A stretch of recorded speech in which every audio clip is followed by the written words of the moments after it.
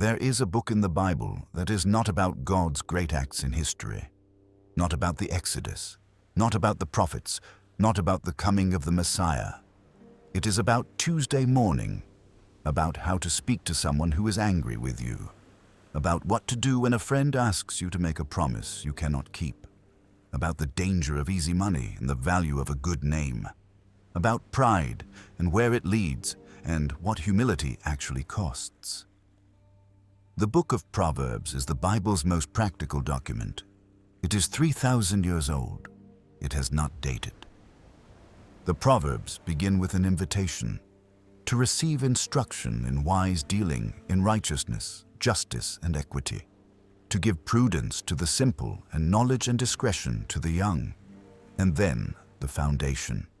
The fear of the Lord is the beginning of wisdom. This phrase has been misread for centuries. The fear being spoken of is not terror. It is reverence, the recognition that there is something larger than yourself, something that has authority over the outcomes of your choices, something that is not impressed by cleverness or reputation or the image you have carefully constructed. Wisdom, for Proverbs, begins with the honest acknowledgement of your own limits. The moment you believe you have outgrown the need for wisdom is the moment you have demonstrated that you have not found it. Proverbs is built on a fundamental contrast, the way of wisdom and the way of folly. Two paths clearly described with their destinations honestly stated. Trust in the Lord with all your heart and do not lean on your own understanding. In all your ways acknowledge Him, and He will make straight your paths. The wise person, Proverbs says, is not the cleverest person in the room. They are the person most willing to be taught, most willing to acknowledge the limits of their own perspective, most willing to hold their own certainties lightly enough to be corrected. The fool is not stupid. The fool is unteachable. The fool already knows, and because the fool already knows, nothing new can reach them, including the truth about the direction they are walking. Proverbs is unusually honest about relationships. A soft answer turns away wrath, but a harsh word stirs up anger. Faithful are the wounds of a friend. Profuse are the kisses of an enemy. As iron sharpens iron, so one person sharpens another. These are not theological statements. They are observations about how human beings actually work, drawn from centuries of watching what happens when people speak wisely and when they do not.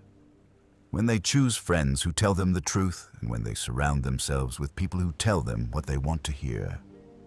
The person who wants only comfortable agreement is not building a life. They are building an echo, and eventually the echo is all they hear.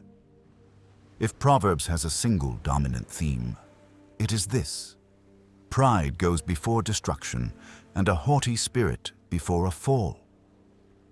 Solomon returns to this truth again and again, in different words, in different contexts, with different examples, because it is the truth that every generation must learn for itself, usually the hard way. The proud person cannot be taught because they already know, cannot be corrected because correction is an insult, cannot be helped because help implies they need it, and so they walk with complete confidence in directions that wiser and humbler people could have told them would not end well. The beginning of wisdom is not knowledge. It is the honest acknowledgement that you do not know enough, that you need more light than you currently have. 3,000 years.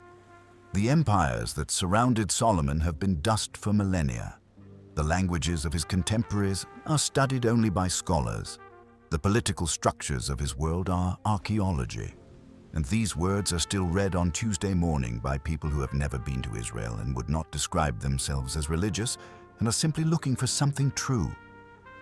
Because wisdom, when it is genuine, is not culturally specific. It is not historically bound. It describes something about the nature of human beings and the consequences of their choices that does not change with the century. The soft answer still turns away wrath. Pride still goes before the fall. The teachable still learn what the unteachable cannot. And the beginning of wisdom is still, always, in every age, the honest acknowledgement of how much you do not know.